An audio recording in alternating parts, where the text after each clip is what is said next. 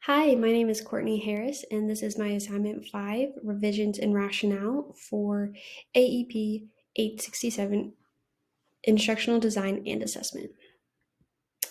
So first, to start us off, I'm going to talk about the revisions and why I would make those revisions to my assignment 4 or that teaching unit that I implemented. So the first one is to create a rubric for instructors in order to develop an understanding of what students should know, understand, and what they can do with the knowledge. Currently, our rubric is very vague and it does not have specifics of what the instructor should be listening for the learner to say. So there is a lot of variety of expectations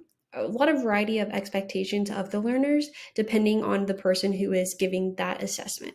So I would really like to kind of create a more uniform or similar expectations across the board. Next, I would like to analyze learner results and adjust the content and design of the e-learning to fit the needs of the learners. I'd love to provide a way for learners to also provide feedback on the e-learning. Currently, I'm not able to see if learners are struggling with a certain problem or any type of information. So this would allow me to do that and then make changes whether to either to the question of the assessment or to the content in the e-learning. Lastly, I would like to conduct a needs assessment with a small group of learners to understand their learning needs so I can implement them into the e-learning.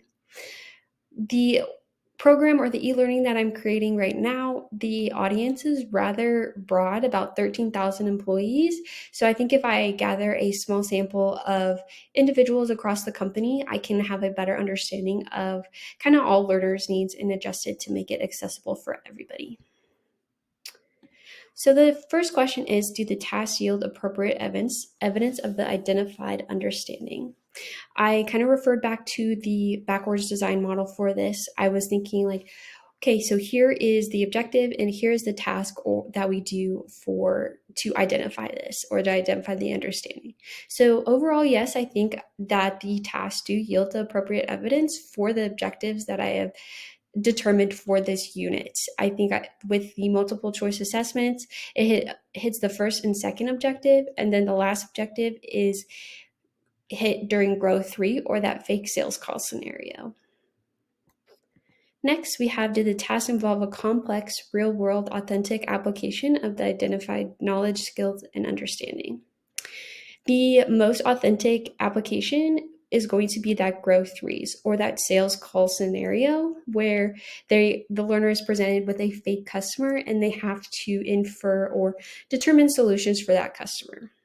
I feel like I'm able to allow students to practice this a little bit for intermodal grow 1 and 2, depending on the type of questions I ask. For instance, I can ask, a customer is facing this problem. What solution could you provide? So that is kind of a way for them to practice and still get a little bit of that real world application. However, in the e-learning module, I find it a little difficult to have that real world application just because it's very similar to kind of, I feel like, a lecture. I do like to provide kind of some scenarios in there as well to help the learners understand and see how this information will be used in the real world. The next question is a variety of appropriate assessment formats used to provide additional evidence of learning? I would say yes and no.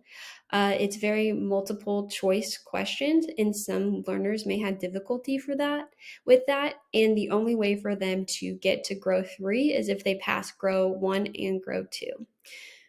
So for learners who have difficulty showing their understanding in multiple choice assessments, might not get to grow 3, or just might have to retake that assessment multiple times.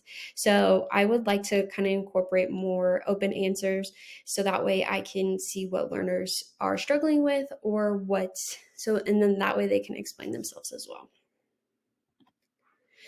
And then the last question, are students given the opportunity to self-assess and reflect upon their learning and performance?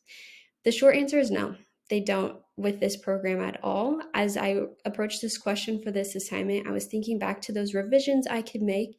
And the second revision is providing feedback. I think within that feedback survey, learners could also take time to reflect on their learning and their performance. We informally see how learners are understanding the information during growth 3. For instance, before we get started, we'll say like, how are you feeling? Or how do you think you did once we have ended the sales call?